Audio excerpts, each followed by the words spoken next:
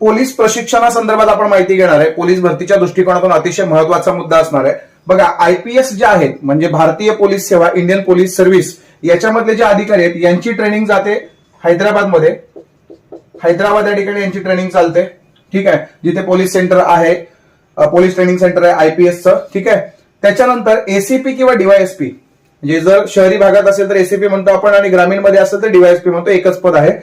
यांचं training plus पीएसआयचं, police उपनिरीक्षक या पदाचं ट्रेनिंग एमपीए मध्ये चालतं. म्हणजे महाराष्ट्र पोलीस अकॅडमी जी नाशिक या ठिकाणी आहे.